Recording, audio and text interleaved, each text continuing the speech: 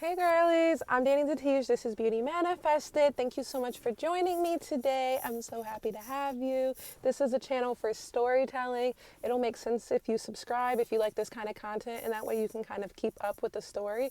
If you just hop on for one video, I'm so happy to have you. However, it may not make sense to you where I'm coming from, so my only ask is that you don't leave any mean comments, because if you just watch one video of my entire storyline, it may not make sense and you don't really understand where I'm coming from.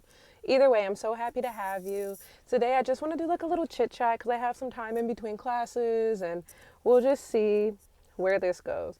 First things first, now that I'm on camera, I think I look super cute, but I've been doing very light makeup. Like I don't wear any mascara, I just curl my eyelashes, a teeny bit of concealer that I put on with my finger, literally. Lip gloss, no eyebrows, but I do have microblading, and then blush. Simple makeup. And sometimes I'm like, oh, I really should do lashes. I really should do this. I really should do that. And I think maybe yesterday I did more makeup. And honestly, I didn't even like it. But I'm just so used to seeing like the super glam girl, maybe on Instagram or I don't know where. But I'm so used to seeing that I feel like maybe naked when I'm wearing less makeup. But it's like, okay, if I don't like the way I look like this, then I just don't like the way that I look because this is my face. Like, this is literally how I look. Like, I did a little enhancement so I can look healthy and vibrant and things like that.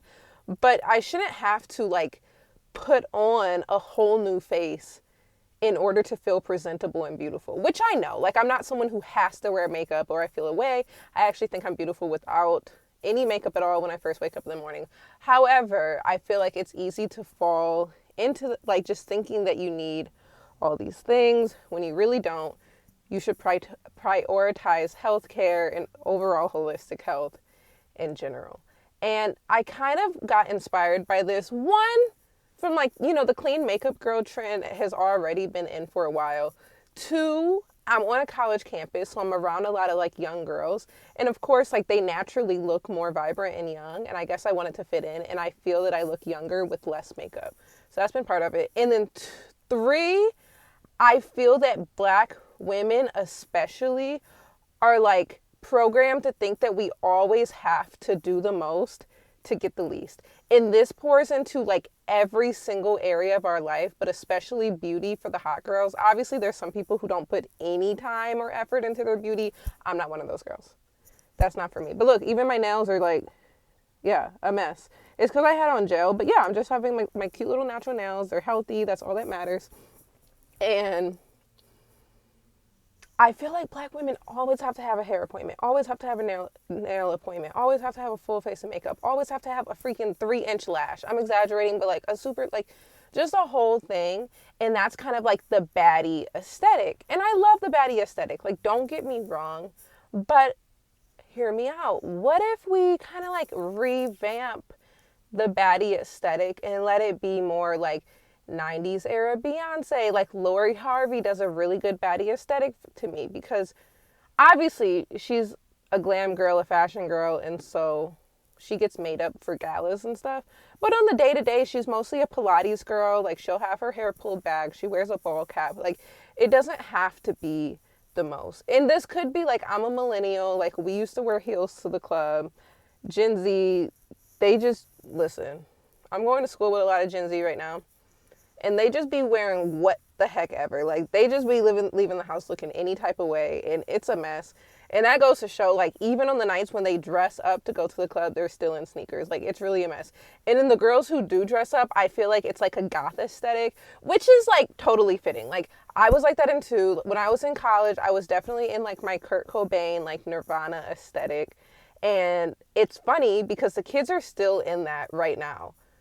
Theirs looks maybe a little bit different. They're a little bit more risque. They're wearing more mesh. They're wearing more fishnets. Like, they're a little more risque than I was personally. But yeah, like I was into the whole Kurt Cobain, grunge, too cool for school thing as well. So it's funny how times really don't change. Like, we think that the world is evolving so fast, and it's really not. It's really not. It's exactly the same. So that's been fun. That's been enjoyable. I love the kids. They're so cute.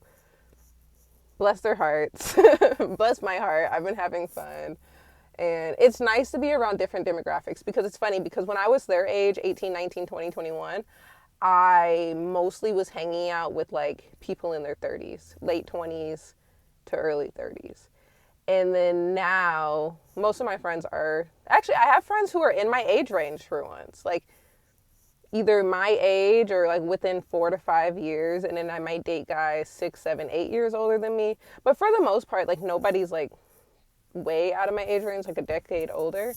And then, but I'm in school, so I'm spending a lot of time around like these Gen Z people, and it's fun. Like it's really fun to hang out with different age ranges. And then also like growing up, I spent a lot of time around old people. I spent a lot of time with my grandma. She was in a nursing home for a little while with my grandfather, and so I spent a lot of time there. And so I think that's given me like a unique perspective being around so many different age groups for extended periods of time. So I'm really enjoying this phase of getting to learn from the Gen Z kids. Like even just the way that they take notes, like everything is just so efficient. I remember last time I was in school, like I used to take notes with pen, paper, highlighters, like all these things. Now you don't even really need a pen. Like you can just bring your computer and do everything. Most of the kids, they bring iPads to class for notes, but most of them have a MacBook and an iPad and an iPhone and an Apple Watch. Like you have to have the full set because it all syncs together. And that's why Apple's literally a cult. I think I just saw a raccoon, but it was actually so cute.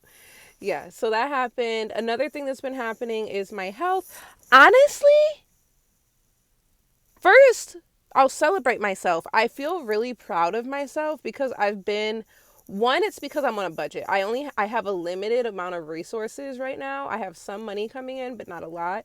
And so I have to manage it properly so that I can still maintain my social life. So if it's not like for a networking opportunity, then I'm like being very frugal and I'm not spending a lot of money. So I'm packing my lunch, but also I don't like eating out anyways because I don't trust people to make my food. And I've been very, very consistent with packing my lunch. I feel very proud of that. I've been eating well. I've been cooking a lot. It's great. This morning I had a smoothie. I'm going to go grocery shopping after school today, so that'll be good. So I can kind of like restock. That's been good. If you watch my other videos, men are out for 2024 completely. That's been really good. That's been great. That's been great. And I had been venting a little bit about this guy who had pissed me off because like it was crazy.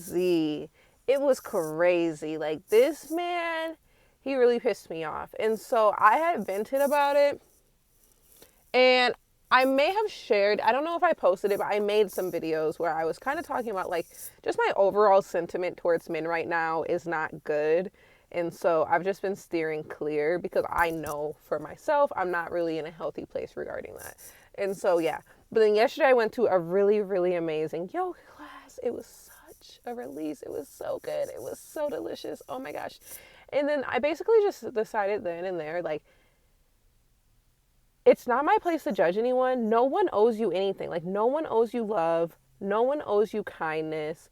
Everyone is on their own journey and they're going to answer to God. And that's not me being spiteful. Like, oh, you're going to pay for that. Oh, I hope karma gets you. Oh, no. Like, I don't even know if what they did was bad. All I have is my limited perspective. Like, no one has to meet me with love. They don't. Like, I don't expect anything from anyone. They're on their own path. They're living their own life. Because I was thinking about it a little bit this morning, and I was like, are these guys good guys even though they're treating women poorly?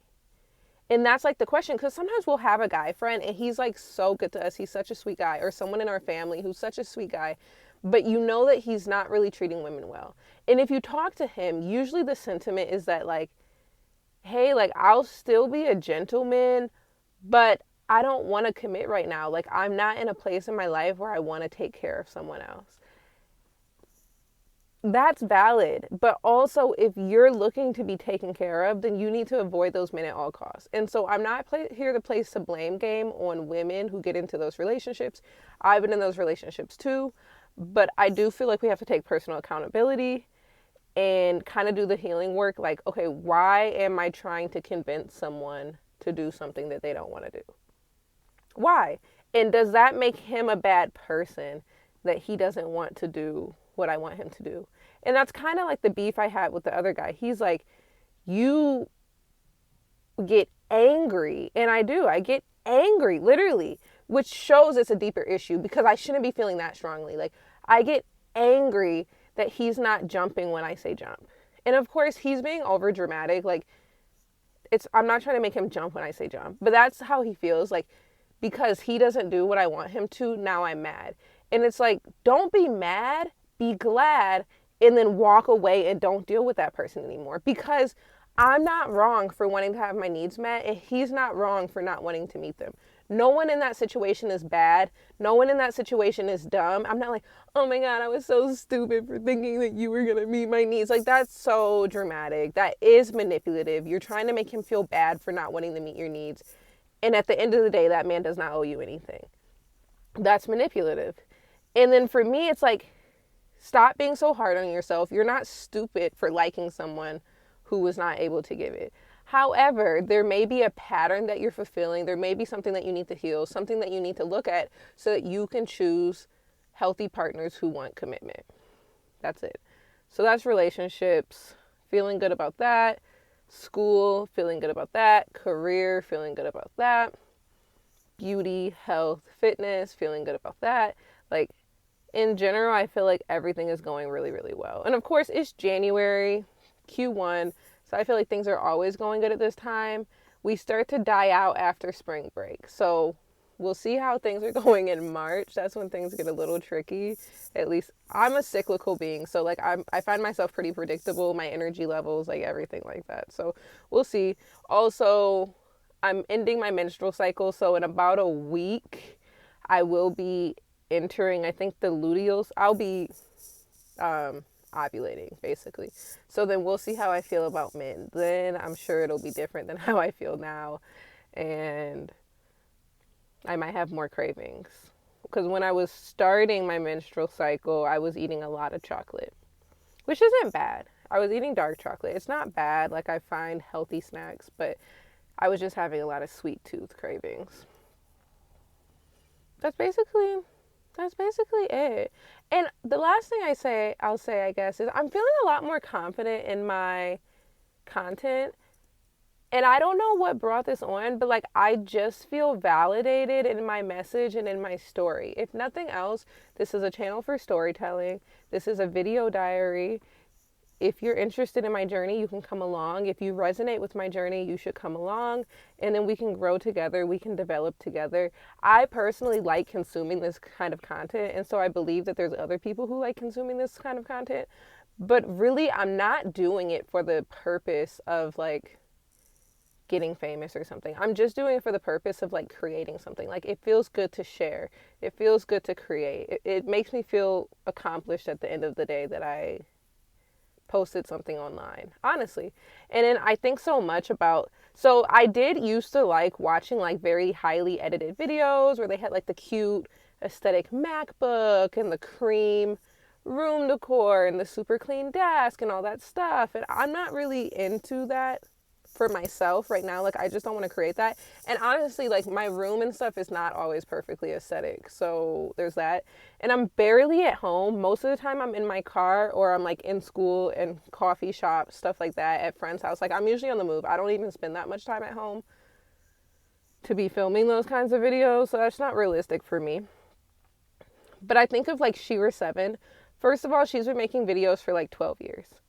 And her style has never changed. She makes very long form videos. She does live Q&As. She's funny. She's silly. She likes to wear different costumes and makeups, and she just comes on and talks. She has never edited a video. Sometimes she plays around with like different green screens and things like that. She releases different products that she sells, but her videos have stayed the same. Long form, live Q&A, unedited videos. Obviously, I feel like live Q&A speaks for unedited. Like, you don't edit a live. So, duh. But her videos have always been the same. And her platform has gradually grown. I'm sure she's made money from the donations she gets and from the products that she sells. and she has an entire TikTok presence, and she doesn't even have a TikTok account. So that just goes to show, like, create for the process, create for the sake of creating. Be productive for the sake of being productive. Like, just do it because it feels good and detach yourself from the outcome. Like, I don't really have a tangible goal for my creations. I have a tangible goal for my career, and I have a tangible goal for my studies that I'm working towards every day. But for creating, for my creative pursuits, I don't have a tangible goal. I just do it because I like it and it feels good. And whatever comes of it will come of it. That's what I have to say. I love you guys. Be blessed. Be beautiful. Thank you so much for joining me. If you made it this far in the video, leave me a heart in the comments. I'm so happy to have you here. I'm extremely grateful. Peace.